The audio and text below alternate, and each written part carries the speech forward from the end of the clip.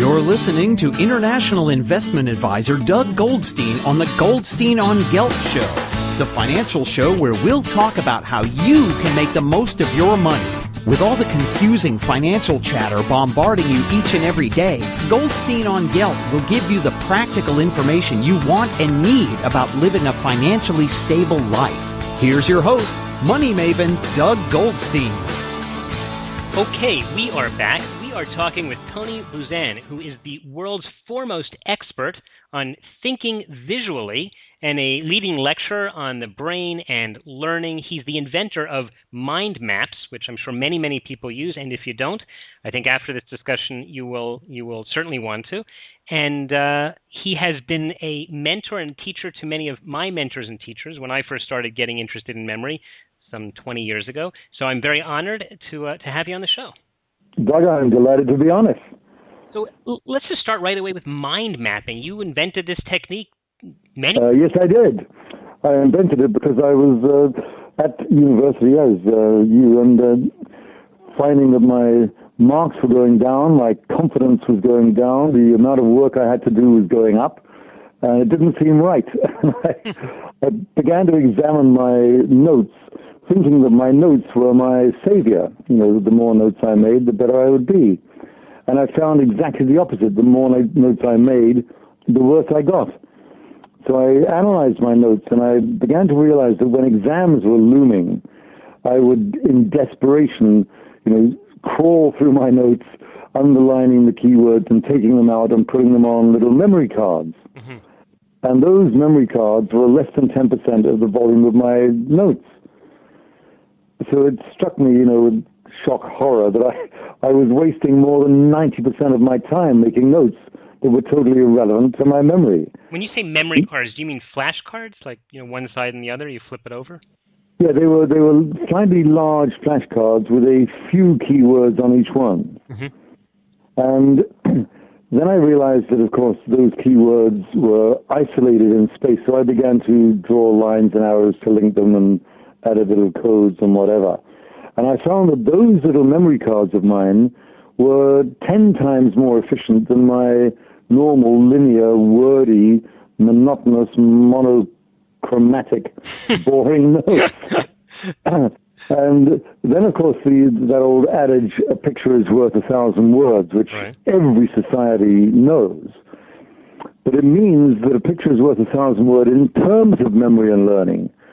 So I began to put little, codes and little images, and I found that suddenly in front of me was this map of my thoughts. And it was as if I'd been driving through my life with the windscreen totally caked with mud, and suddenly, whoosh, the windshield wipers had wiped it clean, and I could see. Mm-hmm. And the mind map was just like that.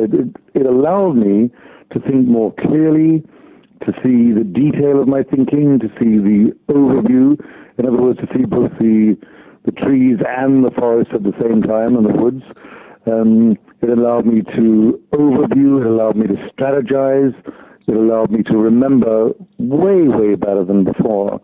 And that was the invention of the mind map. It was, a gift.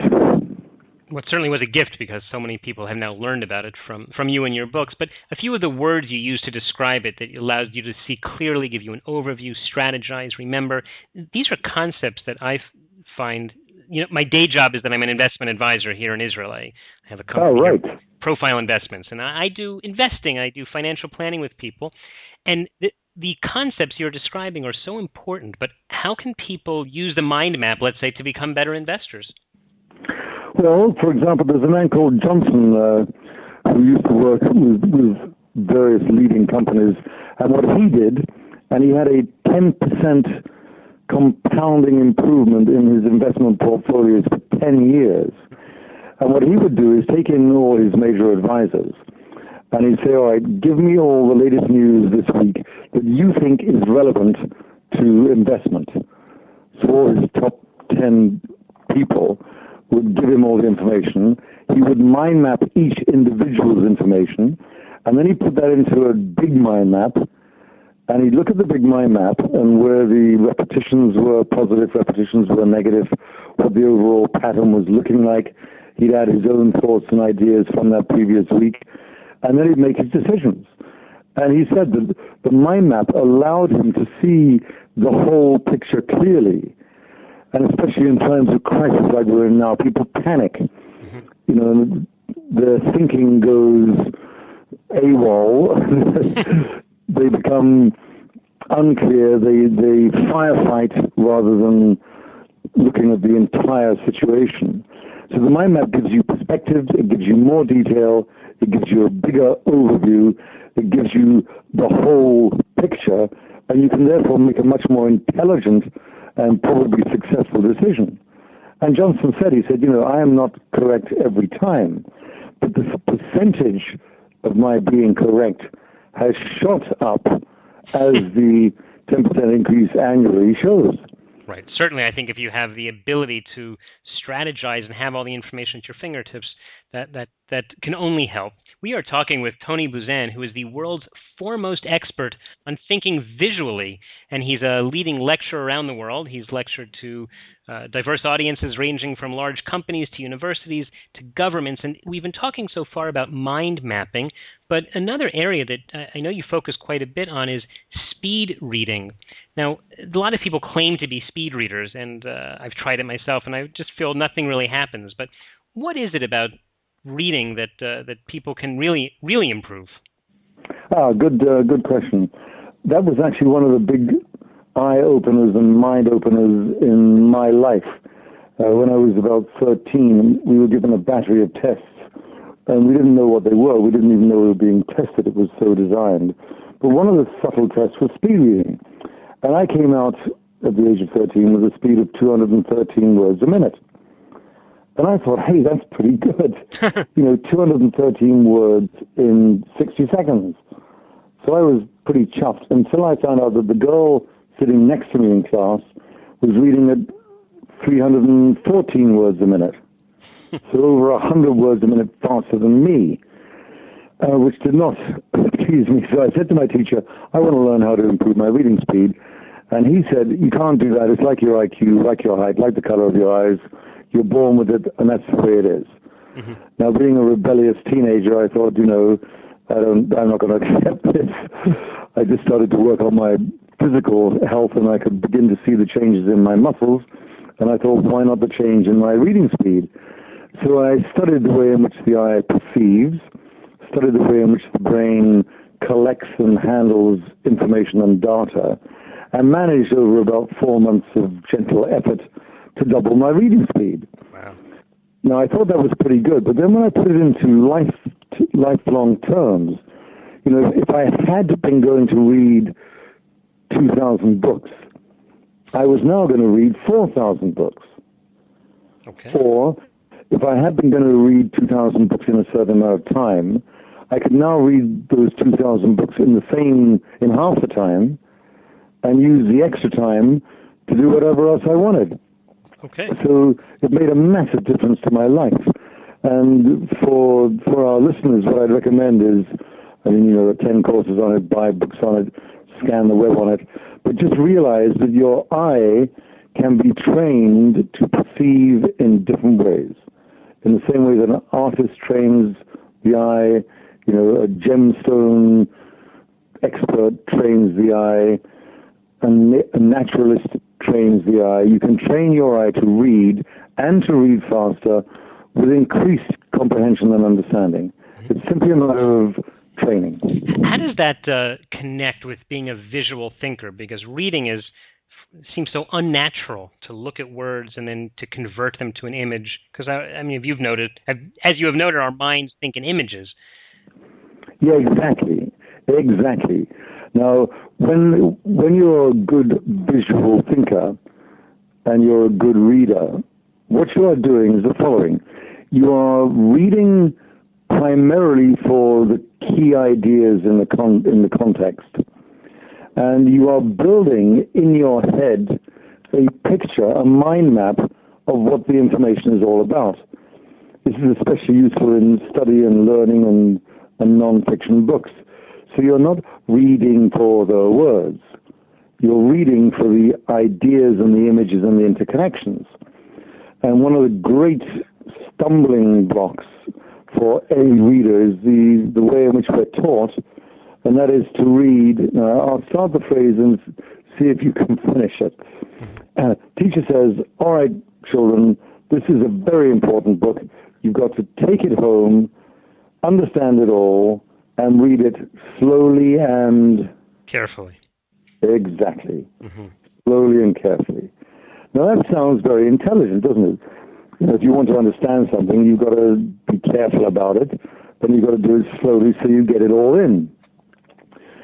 But the brain doesn't work like that, and I can give you a very simple example of why.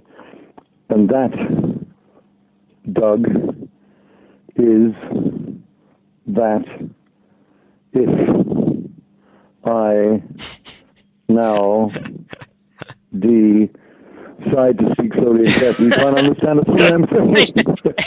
I'm thinking, oh my goodness, what if someone starts listening to the show now? They're going to say, who is this guest? Yeah, what kind of moron has Doug got on the show today? So slowly and carefully, although it sounds wonderful, you know, is disguised as a total poison for good reading. The brain far prefers, you know, a good rhythmical, speedy intake of words than a slow, methodical, word by word. And so the faster reader automatically understands more and comprehends more. And it's just that we've been taught in a way that we thought was correct that turns out to be, you know, utterly incorrect. Not only incorrect, but the opposite of what we should be doing.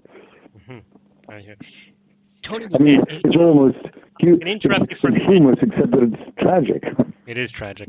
Listen, we are out of time. However, I'd like to continue this discussion with you on a later show. So let's just tell listeners, because we've covered not only mind mapping but speed reading, which is all critical. How can people learn more about the Tony Buzan method of mind maps and speed reading? And then we'll take a break and we'll come back at a different time to cover some of the other questions that we have. Yeah, I'd love to do that. For mind mapping and the new computer eye mind map, they can go to my website, thinkbuzan.com. That's all one word, thinkbuzan.com, where you can download mind mapping software free. And I'm on there giving video and DVD explanations of how to do it by hand, how to do it by computer. And in terms of books, two books that I would recommend are my original book called Use Your Head, which is a smorgasbord of how to get your brain better in memory, speed reading, mind mapping, etc. And then the Mind Map book and the Mind Maps for Business book, all those books published by the BBC. That'll get you off to a really good start. Okay, Tony Buzan, thank you so much for joining us today. I'd love to come back. I look forward to it. Okay, take care. Cheers. You've been listening to the Goldstein on Gelt show with money maven Doug Goldstein. Doug's weekly radio show is heard around the world, but if you miss it, you can download the podcast at www.goldsteinongelt.com. The Goldstein on Gelt show gives you up-to-date financial ideas so you can get on the path to financial freedom. If you'd like your questions answered on the air or off, send Doug an email to doug@profile-financial.com. It's your money for your future, so join Doug every week to build your wealth on the Goldstein on Gelt show.